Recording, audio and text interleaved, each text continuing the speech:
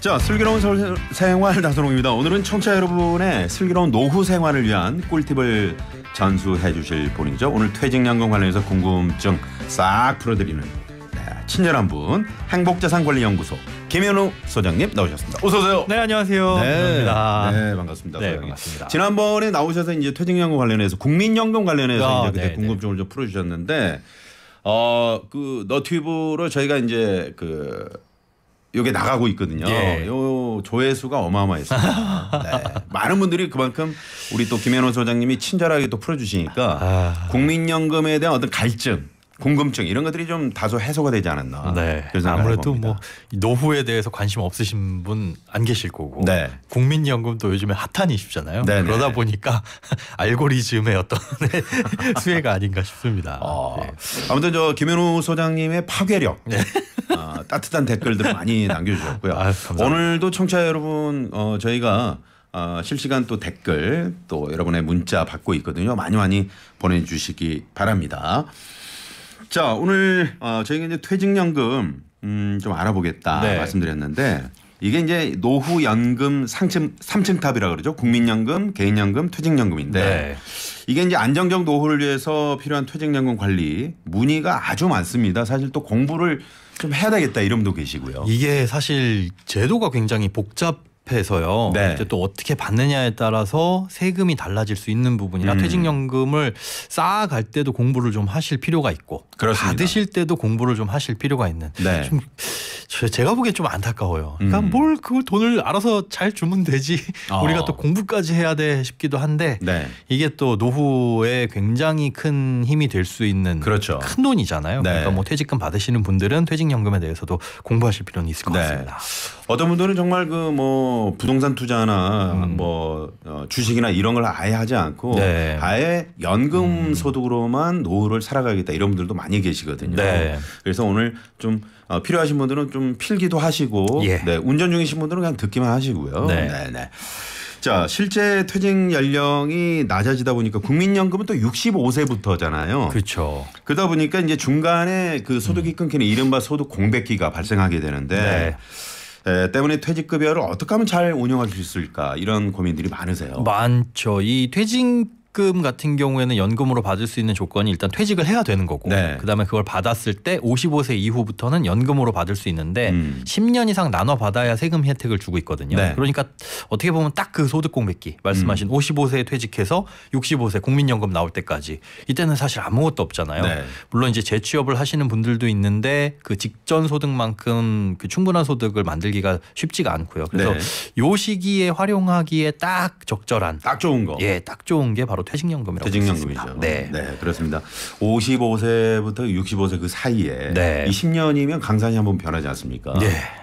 그렇습니다. 요때 따박따박 내가 퇴직연금을 받을 수 있다면 얼마나 좋겠습니까?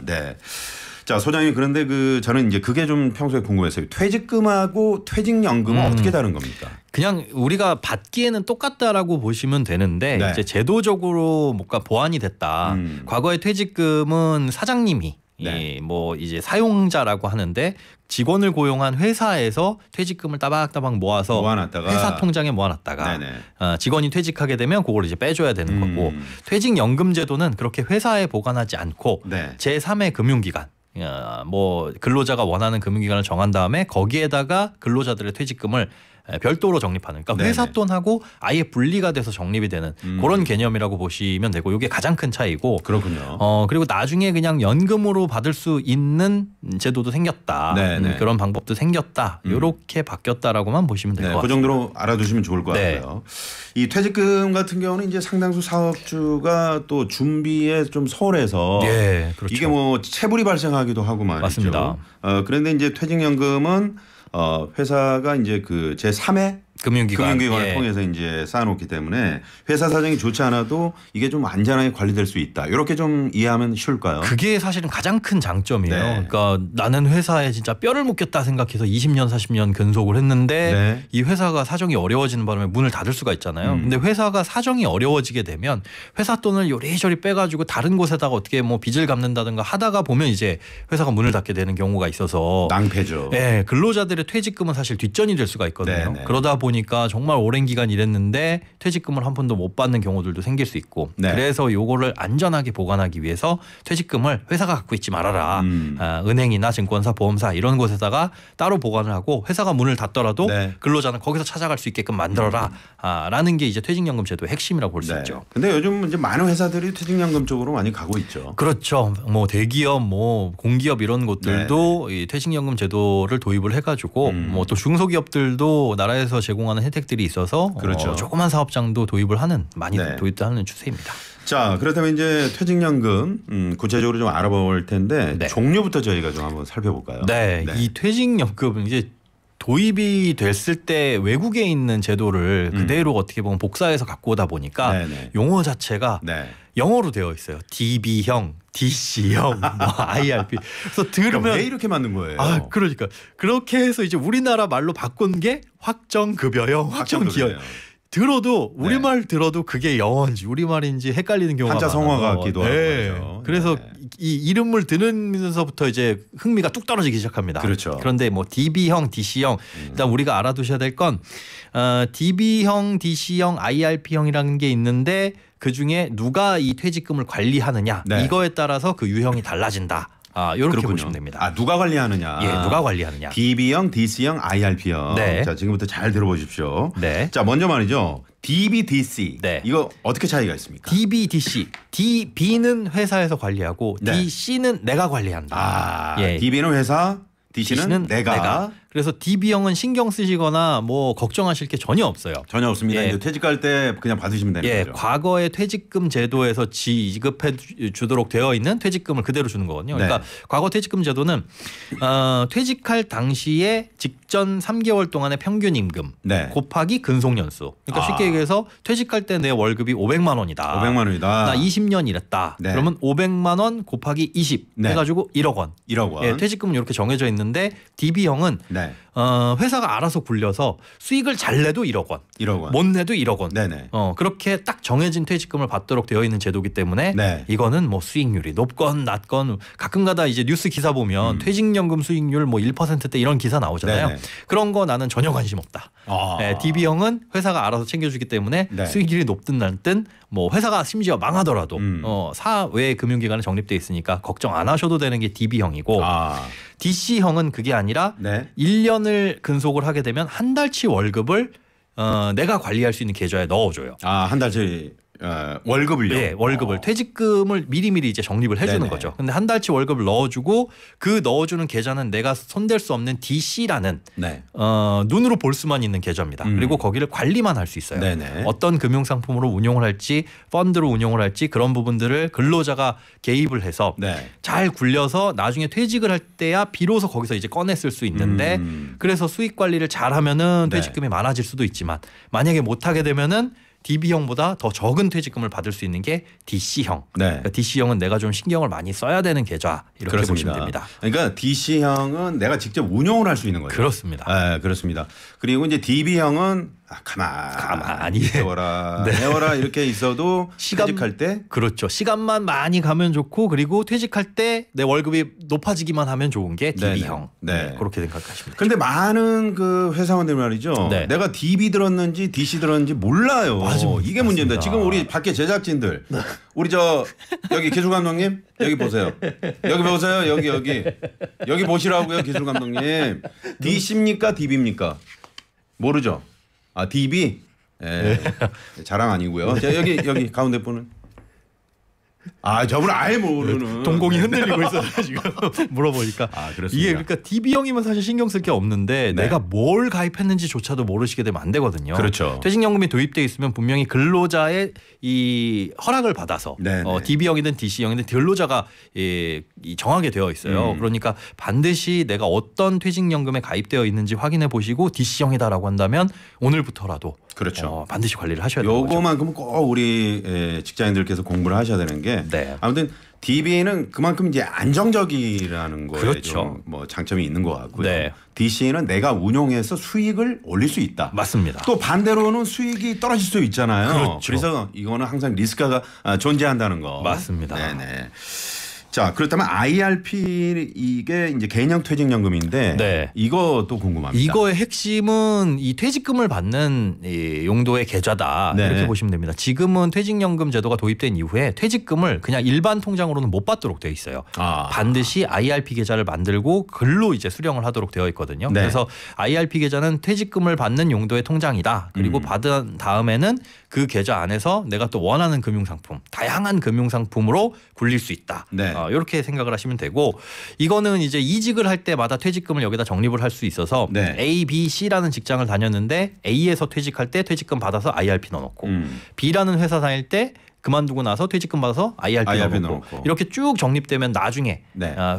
C라는 회사에 다니고 마지막에 그 퇴직을 했을 때 여기에도 이제 퇴직금을 받아가지고 네. 마지막에 연금으로 받을 수 있는 그렇게 활용할 수 있는 계좌라고 보시면 되고 네. 여기에는 이제 개인적으로 본인 돈을 납입할 수도 있어요. 네. 그러니까 퇴직금 외에 개인이 희망하면 내 돈을 내서 세액공제 혜택도 받을 수 있는 그런 기능이 굉장히 많이 부여된 통장이라고 보시면 됩니다. 네, 그렇군요. IRP로 아까 다양한 금융 상품을 내가 직접 운영할 수 있다고 말씀하셨는데 네. 이게 그럼 아까 우리 DBDC 설명하실 때 네. DC처럼 직접 이렇게 운영할 수 있는 겁니까? 맞습니다. 네. DC보다도 훨씬 금융 상품이 다양한. 네. 그러니까 DC는 좀 한정적으로 이렇게 금융 상품이 있는데 회사별로 또 다를 수가 있어요. 네네. 그러니까 어디 회사 사장님 같은 경우는 아유 퇴직금은 안전하게 운영해야 되지 않아요 해가지고 선택할 수 있는 상품이 뭐 정기예금으로 굳혀놓는다든가 네, 그렇게 되게 이 폭이 좁을 수 있는데 네네. IRP 같은 경우에는 진짜 웬만한 금융 상품들은 거기서 다 고를 수 있을 정도로 다양한 상품들이 있습니다. 그렇군요.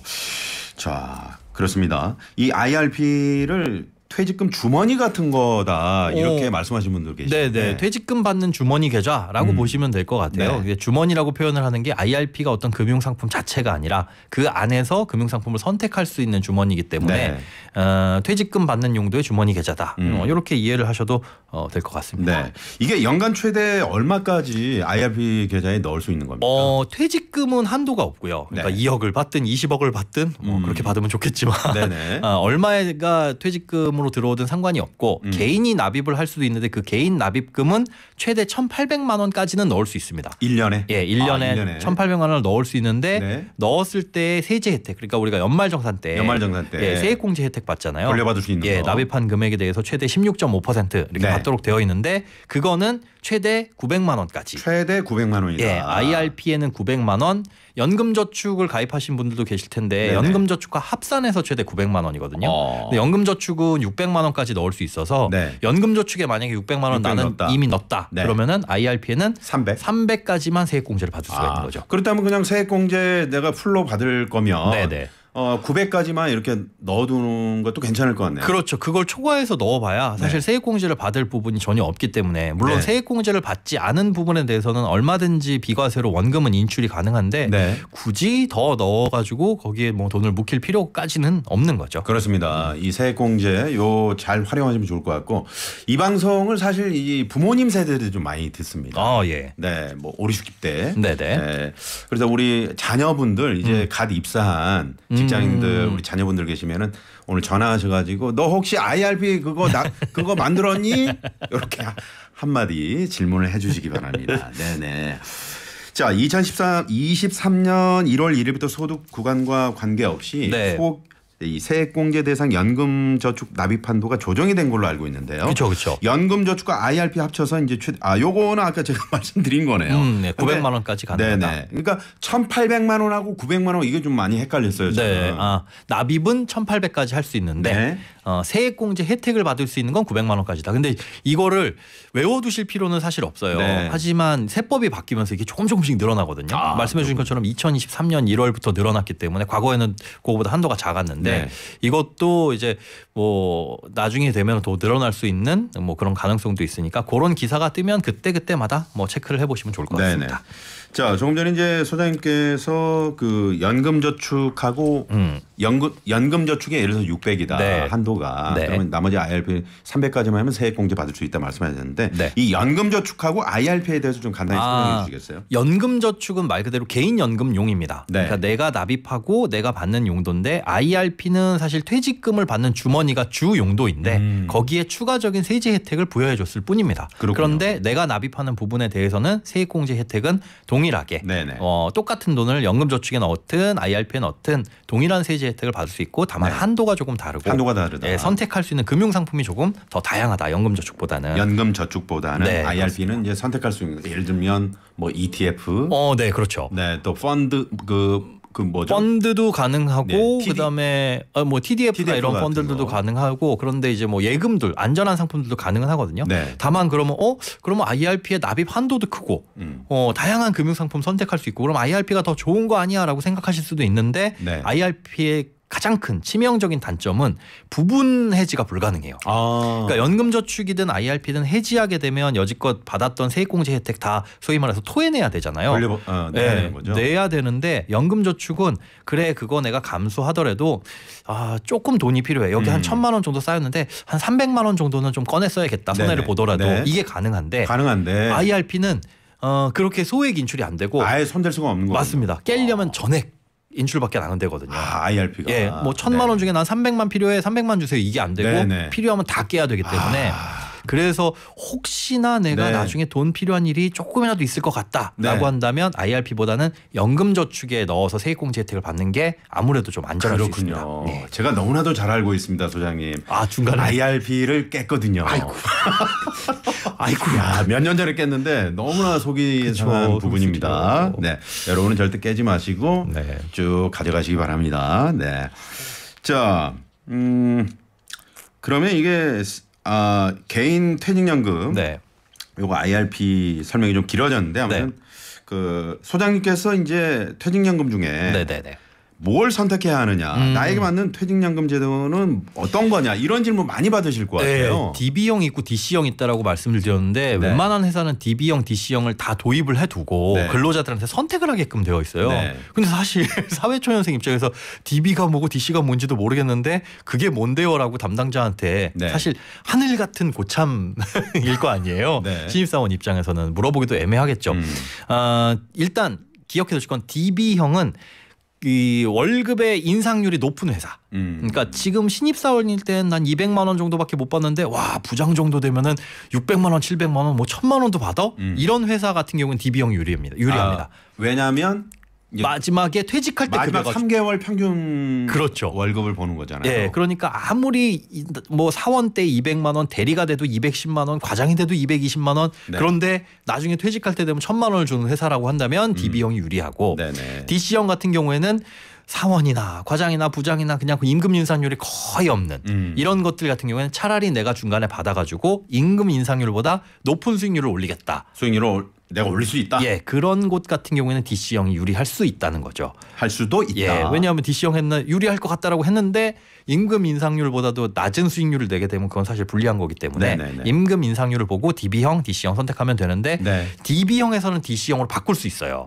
그런데 DC형에서 DB형으로는 못 바꾸니까 웬만하면 일단 DB형으로 해놓고 있다가 나중에 가서 뭐 바꾸는 것도 선택도 가능하다. 저 그게 궁금했습니다. DB에서 DC로 갈 수는 있는데 왜 DC에서 DB로는 못 가는 거예요? 이게 DC는 사실은 뭐 법적으로 불가능하지는 않아요. 근데 회계 처리상 좀 복잡한 부분인데 복잡해서. 우리가 쉽게 생각하기에 DB형은 회사가 관리하는 거잖아요. 그래서 수익률이 높든 낮든 어쨌든 근로자 퇴직금은 보장이 됩니다. 근데 저는 제가 알아서 할게요. 그 돈 저 주세요. 이미 내 돈을 떠났기 때문에 네가 알아서 해라. DB형에서 DC형으로 바꿔서 내가 알아서 하겠다라고 했는데 여기서 막 마이너스를 봐요. 그래서 저 이거 안 될 것 같아요. 얍삽하네요. 다시 받아주세요라고 하면 출가 외인이라는 거죠. 그래서 출가 외인. DC형은 다시 DB로 돌아갈 수는 없다. 그렇게 기억을 해두시면 좋을 것 같습니다. 참고로 저는 DB에서 DC로 갈아탄 그런 사람입니다. 수익이 좀 좋으실까요? 나쁘지 않아요. 축하드립니다. 이렇게 공부를 잘 하시고 내가 수익을 잘 낼 수 있다고 하면 DC형이 훨씬 좋은데 이게 나는 무서워. 그래도 그냥 나는 그 수익 안 나도 되니까 그냥 정해진 퇴직금 딱 내가 예상한 퇴직금만 받고 싶어 하시면 DB가 맞는데 난 좀 수익을 잘 낼 수 있다. 그리고 내보고 싶다라고 하시는 분들은 이렇게 적극적으로 움직이는 것도 좋습니다. 그렇군요. 자, 지금 시간이 11시 28분. 띵동댕. 띵동댕. 아유, 제가 사례가 들렸네요. 자, 반짝 퀴즈 시간이 돌아왔습니다. 반짝 퀴즈. 자, 오늘도 우리 김현우 소장께서 네. 직접 반짝 퀴즈를 한번 내주실 겁니다. 잘 들어보시고요, 여러분. 네. 자, 주십시오. 자, IRP에서 연금을 수령하게 되면 그 연금 소득에 대해 건강보험료가 부과돼서 건강보험료가 올라간다. 올라간다. 맞으면 O, 틀리면 X. 네. 연금을 수령하게 되면 연금 소득에 대해서 건강보험료가 부과돼서 건강보험료가 올라간다. 네. 이 얘기를 저희가 이제 앞서 해드린 적은 없어요. 네, 그렇습니다. 네. 야, 요거 뒤에 잘 들어보시면 아마 나오실 수 있으니까. 뒤에 또 저희가 네. 준비가 돼 있긴 한데 자, 짧은 문자 50원, 긴 문자 100원, 샵의 0951번, TBS 앱은 무료고요. 추첨을 통해서 제철 강원도 곰취 100%를 한 병에 담은 건강음료 곰취 미세차, 주식회사 다이아린에서 20K 순식물성 샴푸와 린스, 웰빙 플러스에서 하이리 클렌징 폼 저희가 준비하고 있겠습니다. 소장님께서 좀 힌트를 짧게 좀 주신다면요. 네, 개인연금이나 퇴직연금은 이 적극적으로 납입이나 마련을 네네. 장려합니다. 아, 장려하는데 불이익은 최대한 없어야 되겠죠. 그렇죠. 네, 없어야 되겠죠. 네네. 장려했는데 안 돼. 이렇게 하면 안 되겠죠. 네. 네. 장려하고 있습니다. 장려하고 있습니다. 네. 자, 이렇게 되면 대충 이제 답을 네. 눈치채셨겠죠? 자, 짧은 문자 50원, 긴 문자 100원, 샵의 0951번입니다. 배만희 님이 아유, 그냥 소장님이 제 퇴직 적립금 좀 굴려주시면 안 될까요? 이런 문자. 안 됩니다. 저도 좀 부탁. 네. 모두에게 열려있는 생활 밀착형 고민 상담소. 슬기로운 서울생활 나선홍입니다. 네, 슬기로운 노후 생활을 위한 꿀팁을 전수해 주고 계시는 분이죠. 행복자산관리연구소 김현우 소장님과 함께하고 있습니다. 오늘 저 퇴직연금 관련해서 궁금한 점들 상담 원하시는 분들 짧은 문자 50원, 긴 문자 100원, 샵의 0951번. 전화 상담 원하시는 분들은 전화 상담이라고 말머리에 적어서 보내주시면 제작진이 바로 전화 드립니다. 자, 저희가 조금 전에 DB형, DC형 또 IRP 네. 관련해서 공부를 했습니다. 네. 많은 분들이 나는 그런 것도 몰랐어요. 제가 DB인지 DC인지. 요거 오늘 그 회사에서 이제 혹시라도 외근 나갔다가 들어가시면은 바로 좀 알아보시면 좋을 것 같네요. 네네. 자, 첫 번째 전화 연결 한번 해보도록 하겠습니다. 소장님, 네, 헤드폰을 좀 써주시고요. 네. 자, 받아봅니다. 여보세요. 네, 안녕하세요. 네, 반갑습니다. 네, 어디 안녕하세요. 사시는 누구신지요? 네, 천안 살고 있는 네. 38대 김원태라고 합니다. 네, 천안의 우리 김 선생님. 네. 네네네. 자, 어떤 내용이신지요? 제가 처음에 사회 초년생일 때 네. 변액 유니버셜 보험을 가입을 했거든요. 변액보험. 네. 네. 그래서 이거를 33만 원씩 내서 네. 12년 종신으로 계약을 했는데 네. 네. 지금 완납을 했어요. 네. 네. 근데 중도에 결혼하면서 중도 인출하고 네. 따로 추가 납입 같은 거는 별로 안 하고 운용을 개인적으로 손을 못 댔는데 네. 이제 지금 만기가 다 돼서 네. 이거를 계속 유지를 할지 아니면 해지를 해야 되나 이렇게 고민이 돼서요. 그러면은 지금 연간 400만 원 정도씩 12년 내셨으니까 4,800을 내신 건데 네네. 이 중에 결혼하실 때 중도 인출을 하시고 지금 얼마 정도 남아 있으신 건가요? 지금 한 2천만 원 정도 되고요. 네. 수익은 원금 혹시 대비 네. 원금 대비로 해지했을 때 한 110% 정도 되더라고요. 그럼 10% 수익이 난 거네요. 네네. 12년 동안 10%면은 1년에 1%도 안 났다 이렇게 볼 수가 있는데 네. 이게 관리를 좀 하셨어요. 중간에 펀드 변경이나 네. 하셨는데도 두 번 정도 한 것 같아요. 12년 동안 딱 2번이요. 네. 네. 일단은 이걸 해지할지 말지 여부는 당장에 돈이 필요하냐 아니냐 요거를 살펴보셔야 되고 그다음에 또 한 가지가 내년에 금융투자소득세가 도입이 되잖아요. 시행될 예정이잖아요. 네. 그렇게 되면 이걸 빼가지고 일반 펀드에 넣어서 수익이 나게 되면 세금이 많아질 수 있거든요. 그런데 변액보험 사실은 여기에 사업비가 굉장히 많이 들어가기는 하나 이미 내실 사업비는 다 내셨어요. 네. 지금부터는 뭐 추가적으로 돈을 납입하셔도 뭐 추가 납입 수수료 한 1% 정도. 그러니까 만약에 내가 이걸 잘 관리를 하면서 펀드로 운용을 하고 수익을 좀 적극적으로 낼 수 있다, 내보겠다라고 한다면은 얘를 유지하는 게 세금적인 측면에서는 조금 유리할 수 있는데 그게 아니라 지금처럼 한 10년에 한두 번 바꿀까 말까라고 네네. 한다면 차라리 빼서 다른 안전한 곳이나 뭐 높은 금리를 주는 그런 금리형 저축으로 운용을 하시는 것도 나쁘지 않을 것 같습니다. 네네. 네. 어떠세요? 관리를 하면은 비과세 혜택을 받는 게 좋고. 그렇죠. 내년 같은 경우에는 이제 세금이 늘어날 수가 있으니까 일단은 그 해지를 한다고 하더라도 내년 정도 돼서 결정을 하시는 건 좋을 것 같아요. 네. 그리고 그 안에 펀드들이 많이 있나요? 그 변액보험 안에? 한 10여 가지는 되는 거. 그러면 다양한 펀드가 구성이 되어 있기는 하니까 뭐 표면적으로는 어떤 펀드든 선택을 할 수 있을 것 같으니 네. 일단은 내년까지는 둬 보시고 그다음에 지금부터 한 관리는 해보세요. 펀드 변경도 해보시고 근데 도저히 안 되겠다. 나 이거 관리도 잘 못하겠고 그리고 뭐 유지하는 것보다는 그냥 안전하게 목돈을 굴리는 게 낫겠다. 뭐 대출금이 있으시면 대출금 갚는 게 낫겠다라고 생각하시면은 내년 정도 돼서 금투세 시행 여부 보고 그때 결정을 하시는 게 좋을 것 같습니다. 네. 네. 네. 자, 김 선생님. 네. 네, 도움이 좀 되셨나요? 네네. 네. 이게 펀드도 뭐 국내 펀드가 있고 이제 해외 펀드 있잖아요. 네, 그런 부분들을 좀 자세히 들여다보시는 게 좋을 것 같습니다. 네. 이 변액보험은 특히나 이제 해외 펀드는 우리나라에서 가입하면 세금이 좀 많잖아요. 금투세 소위 도입이 안 되더라도. 그래서 이 가급적이면 변액보험 내에 있는 펀드는 해외에 투자하는 펀드를 선택하시는 게 조금 더 유리합니다. 네네. 자, 지금까지도 이제 쭉 두셨으니까 일단 1년 정도 상황을 보시고 그때 가서 결정을 하시면 좋을 것 같습니다. 네, 알겠습니다. 네네. 전화 감사드리고요. 네. 감사합니다. 네, 고맙습니다. 네, 고맙습니다. 네.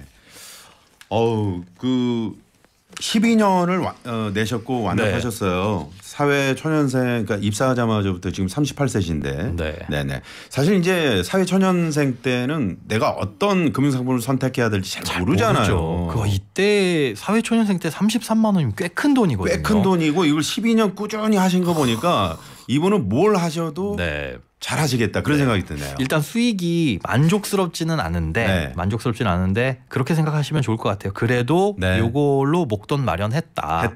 네. 앞으로도 저축 잘 어떤 방법으로든 잘 하시길 바랍니다. 그렇습니다. 그리고 지금 결혼하실 때 살짝 중도 일도 하셨거든요. 그러니까 효자네요. 효자 상품이라고 봐야죠. 네. 아무튼 잘 결정하시면 좋겠네요. 네네. 자, 사연을 하나 소개해드리기 전에 잠깐만요. 이게 조금 전에 반짝 퀴즈 저희가 내드렸는데 오늘 문제가 쉬운가요? 청취자들의 수준이 높습니다. 지금 밖에서 PD가. 문제 어려운 문제였는데. 정답이 매우 우세합니다. 그러셨는데. 틀리시는 분들도 계시네요. 아까 우리 김현우 소장께서 힌트를 잘 주셨어요. 센스 있게. 네네. 감사합니다. 그리고 오늘 TBS 95.1 라디오 개국일 축하해 주신 분들 정말 많이 계시네요. 감사합니다. 6월 11일 저희도 놓치고 있었던 요즘에 워낙에 어수선하다 보니까 말이죠. 자, 이거 하나 지금 문자로 상담이 들어왔는데 0622번님이요. 국민연금을 다 냈는데 받기도 전에 아니면 몇 번 받지도 못하고 부부가 사고로 사망을 한다면 어찌 되나요? 그러셨는데 이게 상속이 됩니까? 어떻습니까? 유종연금이란 게 지급됩니다. 그런데 유종연금. 유종연금을 받을 수 있는 대상은 이 법정 상속인과는 약간 별개의 개념으로 정해져 있어요. 그러니까 1순위는 자녀고 뭐 2순위는 부모님 이렇게 되어 있는데 나이 제한이나 이런 것들이 있거든요. 그래서 부부가 사고로 모두 다 사망하신다라고 한다면은 두 분이 가입돼 있는 국민연금 지금 아예 개시가 안 됐다고 하더라도 그 상태에서 이제 유종연금이 계산돼서 자녀들한테는 지급이 되거든요. 그러니까 아예 사라지지는 않으니 걱정 안 하셔도 되긴 하지만 큰 돈은 아닙니다. 그러니까 일정 부분의 생활비 정도 좀 보탬이 되는 정도라고 생각하시면 될 것 같네요. 네. 질문이 그러면 안 되겠죠. 7570번님은 우리 회사는 DC를 채택해서 운영 중인데 작년인가부터 은행에서 매달 적립금을 어디에 투자할 건지 개인이 지정하라고 건건이 매번 안내 문자가 옵니다. 예. 전에는 그냥 안전형에서 은행에서 대부분 아무도 지정을 안 하시고 두시는 것 같아요. 안 하게 되면 어떻게 운영되는 건지 바로 지정 안 하면 개인이 손해보는 게 많은 건지 궁금합니다. 예. 아주 질문을 잘하신 것 같아요. 잘하셨어요. 이게 뭐 디폴트 옵션이라는 게 도입이 됐거든요. 네, 최근에 디폴트 옵션 관련해서 지정하라고 계속 문자가 오죠. 맞습니다. 디폴트 네네. 옵션이 뭐냐면 그냥 기본값, 우리말로 하면 기본값이라고 보면 됩니다. 그러니까 네네. 사실 이게 회사에서 1년마다 한 번씩 넣어주기는 하는데 언제 들어오는지 관심도 없는 분들이 많아요. 월급이야 띵똥하고 내 계좌에 들어온 걸 알고 바로 꺼내 쓰시는데 네. 이 퇴직금은 꺼내 쓸 수도 없다 보니까 그렇죠. 그런데 그렇게 그냥 관심 안 두다 보니까 회사에선 돈을 넣어줬는데 네. 그 넣어준 계좌에서 그 어떤 곳에도 투자되지 않고 그냥 있는 경우들이 굉장히 많았습니다. 그렇군요. 그러니까 수시입출금 통장에 적용되는 0.1% 이자만 부과되면서 네. 아예 퇴직금이 굴러가질 않는 거죠. 그래서 퇴직금이 안 굴러가다 보니 네. 이 나라에서는 이거를 사전에 우리가 깜빡깜빡할 수 있으니까 네. 무언가 지정을 해두면 기본값으로 어딘가 돈이 들어가도록 만들어주자라는 게 디폴트 옵션이거든요. 네네네. 그래서 문자가 계속 날아오는 건 그것 좀 지정해 주세요. 지정해 주세요. 그런 건데 아우 나는 관심 없어. 네. 이런 그러면 소리. 지정이 안 되고 돈이 안 들어가게 되어 있어요. 네. 그러니까 반드시 처음에는 내가 어떻게 어디에 집어넣고 싶다라는 걸 지정을 해주시기 바라고 이것도 금융기관별로 뭐 안전형 그리고 네. 뭐 공격 투자형 이렇게 뭐 3가지에서 5가지 유형으로 좀 나누기도 하거든요. 네네. 퇴직 기간이 아직 멀리 남았다라고 한다면 그래도 안정형보다는 좀 공격적으로 운용을 하시고 관심을 가지면서 한번 지정해놨다고 못 바꾸는 건 아니거든요. 네네. 그러니까 그 돈이 들어왔을 때 기본적으로 어디 들어갈 것이냐 이 기본값인 거고 네. 들어간 돈을 다시 계속 바꿀 수도 있는 거니까 그렇습니다. 요거는 한번 꼭 바꾸셔야 될 것 같습니다. 지정을 하셔야 될 것 같습니다. 지정하셔야 되고요. 네. 그리고 그 소위 말하는 공격형 투자, 네. 뭐 해외 ETF라든가 이런 예. 부분들도 그 DC형 내 퇴직연금에서 70%까지만 맞습니다. 지정을 할 수 있는 거죠. 아무리 공격적으로 한다고 해도 네. 이게 법적으로 30% 이상은 무조건 안전자산에 넣어야 안전자산에 돼요. 넣어야 되는 거죠. 네. 저 같은 경우에는 100%다 하고 싶은데 그래도 30%는 계속 안전자산에 막 넣어봐. 네. 넣어보는데 이제 안 들어갈 안 때까지. 들어가죠. 네, 안 들어가는 예. 30%는 안정자금으로. 안전자산으로 네네. 무조건 들어가야 된다는 점. 그렇습니다. 자, 사연을 하나 소개해 드릴 텐데 네. 이분은 DC냐 DB냐 네. 고민이신 분이거든요. 아하. 네, 소개해 드립니다. 30 잠시만요. 예. 네. 자, 30대 직장인입니다. 직장 생활 7년 차고요. 그동안 쭉 DB로 운영하고 있었는데 4년 차에 갑자기 회사에서 DC형을 도입한다고 둘 중 하나를 선택하라고 하더라고요. 상사들이 DC형을 가입하는 걸 보고 DC가 좋은 건가 보다 싶어서 따라서 전환을 했습니다. 그런데 요즘 DB형으로 놔둘 걸 그랬나 싶은 마음이 들어서요. 제가 잘 선택한 건지 궁금합니다. 그러셨네요. 이런 마음 알 것 같아요. 네. 요 내용만 보고는 잘못 선택하신 것 같아요. 왜냐하면 DC형이 뭔지도 모르고 별로 관심도 없는데 그냥 DC형으로 바꿔버리시고 관리도 안 하시는 것 같거든요. 지금 친구 따라 강남 가신 거죠. 네, 근데 그 친구를 따라가는데 이 상사분들이 DC형 가입한 이유는 있을 겁니다. 네네. 상사분들이 투자에 뭐 눈이 밝다거나 이런 게 아니라 DC형으로 반드시 옮겨야 되시는 경우가 있어요. DB형에서. 네. 뭐냐면 임금 피크제가 적용되는 경우. 예를 들어 55세에서 60세까지 정년을 보장을 해주는데 네. 우리 회사는 55세 때는 월급을 1,000만 원을 주는데 56세부터는 10%씩 깎을 거예요. 네네. 그래서 마지막에는 60세가 되면은 1,000만 원 받던 월급이 뭐 500만 원이 됩니다. 이런 경우엔 네. 차라리 55세 때 퇴직금 받는 게 훨씬 더 많을 수 있잖아요. 그렇죠. 네, 이런 경우에는 55세 때 DC형으로 바꾸면서 그때까지의 퇴직금을 일단 정산을 해서 DC형으로 옮겨놓고 그 다음부터는 이제 매년 한 달치 월급을 받아가지고 DC형에 차곡차곡 넣을 수 있거든요. 중요한 지금 소장님께서 꿀팁을 주셨네요. 네. 요즘에 그 임금 피크제를 도입하는 회사들이 많잖아요. 많이 있습니다. 그래서 가장 임금이 높을 때 DC형으로 바꾸고 네. 그 다음부터 그냥 차곡차곡 쌓아 나가면 되는데 그래서 상사분들이 네. DC형을 가입하신 게 아마 여기 임금 피크제가 도입된 거 아닌가. 근데 이분 같은 경우에는 지금 4년 차 30대 직장인이시고 직장생활 7년 차로 가셨으니까 네네. 임금 피크제에 적용되기는 아직 멀은 거죠. 일단 DC로 가셨으니 DB로는 못 갑니다. 네. 그러니 DC형을 잘 관리하셔서 이제 못 가세요. 네, 이제 못 가요. 아니면 퇴사했다가 다시 들어오셔야 되는데 네. 네, 다시는 못 가니까 네. 이 경우에는 이제 뭐 어쨌든 DC형 펀드를 잘 네. 관리하셔가지고 금융상품을 저 같은 경우는 잘 오히려 이제 이분 지금 사연 네. 주신 이분 직장인분께 더 힘을 드리고 싶은 게 예.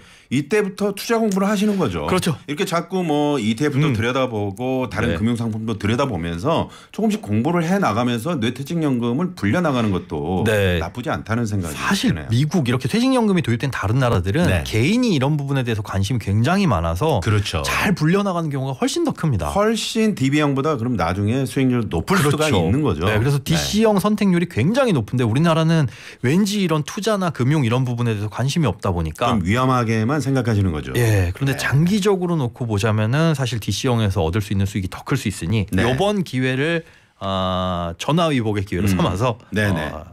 이 관심 좀 가지시고 네. 잘 불리셨으면 좋겠습니다. 네, 그렇습니다. 자, 퇴직연금 네. 이거 하나만 제가 좀 여쭤볼게요. 이게 언제 어떻게 중도 인출할 수 있는지 네. 그에 따른 세금 문제 또 절세 이런 거 좀 간단하게 좀 설명을 해 주시죠. 네, 중간 정산이라는 게 이제는 법적으로 금지가 됐죠. 네. 중간에 나 퇴직금 받아 쓸래요라고 하는 게 금지가 됐고 다만 이제 법에서 정한 사유에 해당한다면은 중간 정산을 받을 수 있는데 네. 이것도 DB형은 받을 수가 없습니다. 뭐 중도 인출이라는 용어를 쓰는데 DB형은 못 꺼내 쓴다. 이게 사실 DB형 넣으면 신경 쓸 거 없고 내가 관심 안 가져도 된다는 장점이 크게 있는데 네. 문제는 내가 중간에 집을 산다거나 할 때도 못 꺼내 쓴다는 거예요. 네네. DC형 같은 경우에는 중간 중도 인출이 가능한데 네. 그 사유도 몇 가지로 제한되어 있습니다. 예, 근로자, 무주택자가 집을 살 때, 됩니까? 예, 됩니다. 그렇군요. 혹은 보증금을 높여줘야 될 때, 뭐 전세 보증금을 이번에 뭐 1억에서 1억 5천으로 집주인이 올려달라고 한다. 네네. 그러면 그 5천만 원 증액된 부분을 꺼내 쓰기 위해서 가능은 한데 네. 다만 그것도 그 같은 회사에서는 딱 한 번으로 제한이 돼 있어요. 그러니까 내가 퇴직할 때까지 한 번. 네, 그 회사에서 한 번이요. 이게 집주인은 계속 바뀔 수 있고 집주인은 증액을 계속 요구할 수 있는데 보증금 인상을 한 번으로 제한해놨다는 건 조금 좀 그렇습니다. 예, 근데 이 두 가지와 그 다음에 본인이나 아니면 본인의 부양 가족의 6개월 이상 요양이 필요한 경우, 그렇군요. 그리고 또 개인 회생이라든가 파산 같은 걸 신청하게 됐을 때는 네네. 중도 인출을 일부 할 수가 있습니다. 네, DC형, 그러니까 DB형은 아예 중도 인출이 안 되는데 되고. DC형은 어떤 특정한 상황에 따라서 네. 뭐 주택자금이라든가 또 전세 보증금을 올려줘야 네. 될 때 또 뭐 병원비라든가 이런 게 필요할 때. 네, 그럴 때는 중도 인출이 가능하다. 네. 여기까지 말씀을 드렸습니다. 자, 0582번님이 지금 저희가 퇴직연금 계속하고 있는데 네. 국민연금 질문이 자꾸 들어와요. 네, 궁금하시니까. 네네네. 자, 독신이 네. 그러니까 혼자 사시는데 65세 전에 사망을 하면 네네. 국민연금, 유족연금 누가 수령할 수 있나요? 이게 유족연금 순위가 있거든요. 네. 이 경우에는 독신이라고 한다면 부모님이 만약에 계시다. 뭐 당연히 65세 이상 되시겠죠. 네네. 그럼 부모님한테 유족연금이 지급이 되는데 그렇죠. 난 부모도 없고 진짜 뭐 나 혼자다라고 한다면 안타깝게도 받을 수 있는 대상이 없으니까 그건 사라지게 되는 겁니다. 예. 그렇군요. 예. 뭐 사촌이나 그런 건 아니고요. 그렇게까지 지급이 되면 참 국민연금 좋을 텐데 네, 고갈이 더 그러지가 빨리 않습니다. 되겠죠. 예. 네네. 자, 다음 사연 하나 소개해드립니다.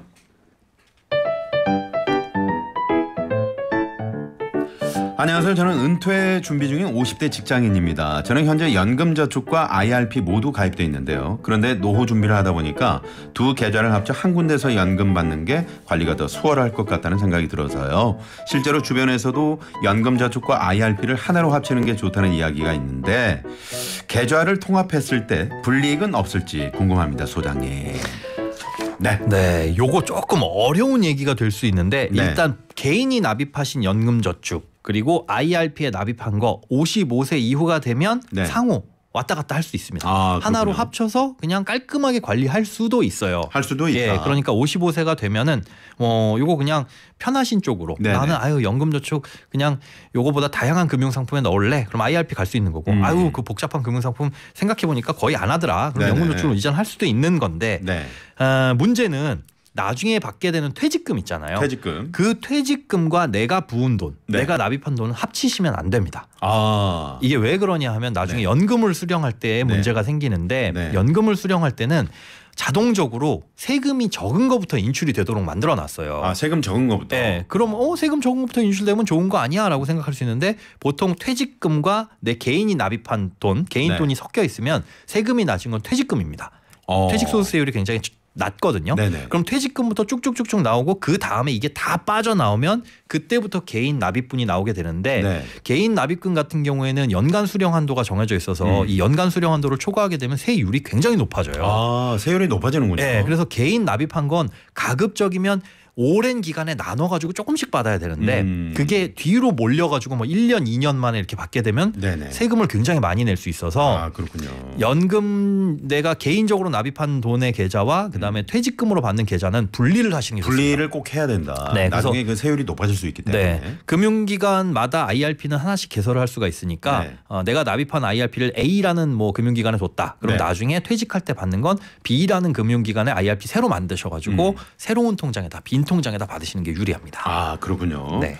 자, 이런 점들도 좀 잘 알아두시면 좋을 것 같고요. 자, 사연 하나 또 소개해드리죠. 저는 올해 12월 퇴직을 앞둔 58세 남자입니다. 퇴직금을 받으면 대출을 상환할 계획인데요. 퇴직금을 어떤 계좌로 받는 거에 유리할지 네. 세금을 줄일 수 있는지 궁금합니다. 그러셨군요. 일단은 무조건 IRP 계좌로밖에 받을 수가 없습니다. 네. 그런데 문제는 이 IRP 계좌로 뭐 퇴직금이 예를 들어 2억 원이다. 네. 이걸 받아가지고 바로 깨시면 퇴직소득세를 전부 다 내야 되거든요. 아. 이거에 지금 대출금을 만약에 상환하실 계획이다라고 한다면 하나 네네. 팁을 드릴게요.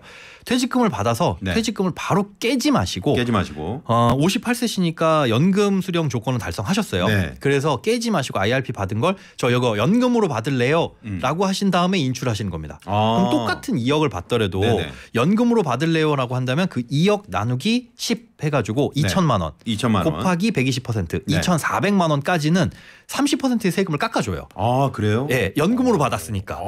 연금으로 받았으니까. 그리고 그다음에 나머지 돈을 꺼내 쓰는 건 연금 외 수령이니까 원래 세금을 뗍니다. 네네. 그러니까 좀 이게 원래 2억 받는 건 똑같은데 그냥 왕창 깨서 쓰면은 세금 감면 혜택이 없고 저 네. 연금으로 받을래요라고 해놓고 꺼내 쓰면 연금으로 받은 만큼은 세금 깎아주고 나머지는 세금 혜택을 안 주거든요. 당연히 연금으로 받아야 되겠네요. 네, 그냥 연금으로 받을게요 하고 일시금으로 꺼냈어도 똑같은 돈 꺼냈어도 이 세금 혜택 받을 수 있는 거니까. 그렇군요. 예, 일단 연금 개시하고 꺼내 쓰시는 게 좋습니다. 네네.